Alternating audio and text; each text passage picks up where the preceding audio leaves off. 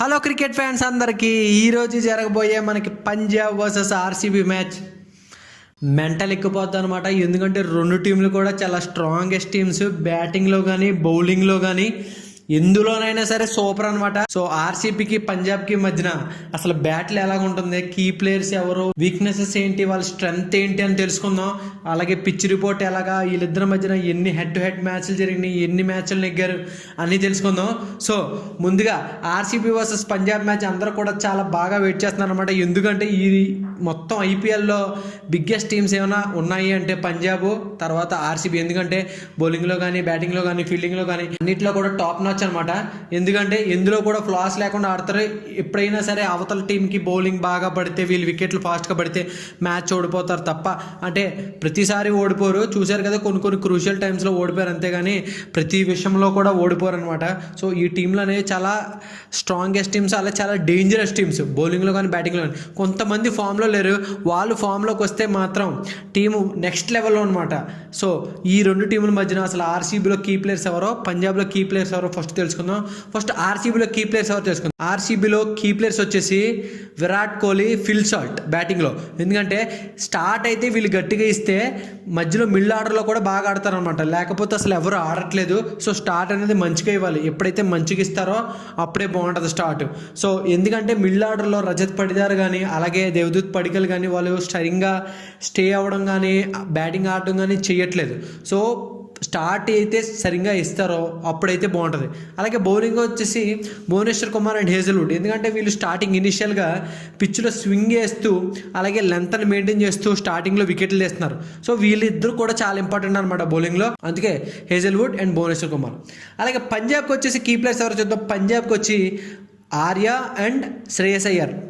Arya and Shreyas Iyer ఎందుకంటే స్టార్టింగ్లో Arya a bowler అయినా సరే మంచి టైమింగ్తో హిట్ చేస్తున్నాడు అనమాట. ఆల్రెడీ మీరు ప్రీవియస్ గేమ్ చూసే ఉంటారు, 100 కొట్టాడు. ఎవరిని కూడా అంటే ఫియర్ లేకుండా గేమ్ ఆడుతున్నాడు అనమాట. ఇదే ఫియర్ లేకుండా గేమ్ ఆడితే మనోడు ఇంకో 100 కొట్టచ్చు. అలాగే శ్రేయస్ అయ్యర్ ఏంటంటే మనోడు ఆడే బ్యాటింగ్కి మొత్తం టీం అందరికీ కూడా ఒక కాన్ఫిడెన్స్ అనేది బిల్డ్ చేస్తున్నాడు అనమాట. సో ఈ కాన్ఫిడెన్స్ అనేది బిల్డ్ చేసినప్పుడు మిగిలిన టీం ప్లేయర్స్ కూడా బ్యాటింగ్ ఆర్డర్లో ఫామ్లో లేని వాళ్ళు కూడా ఫామ్లోకి వచ్చి ఎలాగైనా సరే టీంకి స్కోర్ చేయాలి అన్న ఇంటెన్షన్తో ఆడుతున్నారు. So Shreyas Iyer is very important. ఎందుకంటే శ్రేయస్ అయ్యర్ ఆడిన టైంలో మిడిల్ ఆర్డర్లో కూడా వీళ్ళు కూడా స్ట్రగుల్ అవుతున్నారు అనమాట, సరిగ్గా ఆడట్లేదు. మ్యాక్స్వెల్ కానీ అలాగే నెహల్ వదేరా కానీ అలాగే సుశాంత్ సింగ్ కానీ ఏ అయితే శ్రేయస్ అయ్యర్ మంచిగా ఆడిన గేమ్స్ ఉన్నాయో అవన్నీ కూడా అందరూ కూడా టాప్ నాచ్గా ఆడారు. అలాగే బౌలింగ్ విషయానికి వస్తే యుజ్వేంద్ర చాహల్ మరియు హర్షదీప్ సింగ్ వీళ్ళిద్దరూ కూడా టాప్ నాచ్ అనమాట. యుజ్వేంద్ర చాహల్ గురించి తెలిసిందే, అసలు ఆర్సీబీలో చాలా సంవత్సరాలు ఆడాడు. సో ఆర్సీబీ ప్లేయర్స్ గురించి అందరి గురించి తెలుసు. అలాగే హర్షదీప్ సింగ్ మంచి యార్కర్స్ వేస్తాడు, అలాగే స్టార్టింగ్లో మంచి స్వింగ్ కూడా వేస్తాడు. సో కీ ప్లేయర్స్ ఈ రెండింటి మధ్య ఇదనమాట. సో పిచ్ రిపోర్ట్ ఎలాగొందో తెలుసుకుందాం. పిచ్ రిపోర్ట్ వచ్చేసి చిన్నస్వామి స్టేడియం. మళ్ళీ ఆర్సీబీ ఫ్యాన్స్కి చాలా డిసప్పాయింటింగ్ అనమాట. ఎందుకంటే చిన్నస్వామి స్టేడియంలో ఆడిన 2 మ్యాచ్లో కూడా ఓడిపోయారు. ఇవేదో హోమ్ గ్రౌండ్కి ఇవేగా ఆడిన అన్ని మ్యాచ్లో ఆడిన 4 మ్యాచ్లకు 4 నెగ్గారు, 2 మ్యాచ్లకు 2 హోమ్ పిచ్లో ఓడిపోయారు. సో అదే మళ్ళీ కంటిన్యూ చేస్తారా లేకపోతే మళ్ళీ ఓవర్కమ్ చేసి ఇక్కడ నెగ్గుతారా అన్నదే ఆలోచిద్దాం. ఈ చిన్నస్వామి స్టేడియం అంటే చిన్న గ్రౌండ్ అనమాట. చిన్న గ్రౌండ్ ఆల్మోస్ట్ 65 మీటర్స్ అలా ఉంటుంది. So batting friendly Picchu. Toss is very crucial అనమాట. టాస్ నెగ్గిన వాళ్ళు చేజింగ్ తీసుకుంటారు, ఆల్మోస్ట్ స్కోర్ ఎంత ఉన్నా సరే మ్యాక్సిమం కొట్టేస్తారు అనమాట. ఎందుకంటే చిన్న స్టేడియంస్ కాబట్టి ఎడ్జ్ అయినా సరే 6 వెళ్ళిపోద్ది, మిడిల్ అవ్వకపోయినా 6 వెళ్ళిపోద్ది.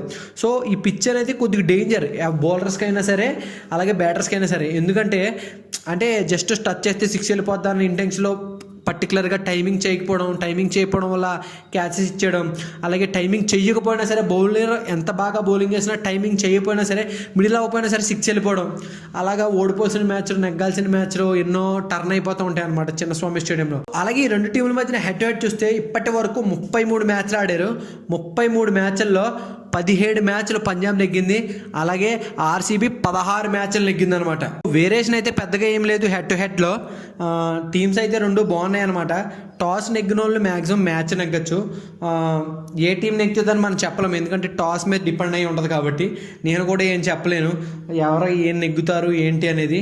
సో నేనైతే లైట్గా పంజాబ్ నెగ్గుతుంది అనుకుంటున్నాను. ఎందుకంటే ఒక 0.1% పంజాబ్ నెగ్గుతుందేమో అనుకుంటున్నాను. కానీ టాస్ నెగ్గి ఆర్సీబీ వాళ్ళు చేసింగ్ తీసుకుంటే మాత్రం ఆర్సీబీ వాళ్ళు కొట్టచ్చు. సో మీరేమనుకుంటున్నారు కామెంట్ బాక్స్లో మెన్షన్ చేయండి. సో నెక్స్ట్ వీడియోలో మంచి ప్రిడిక్షన్తో మళ్ళీ మీ ముందుకు వస్తాను. So don't forget to like, share and subscribe. అంతటి వరకు బాయ్ బాయ్.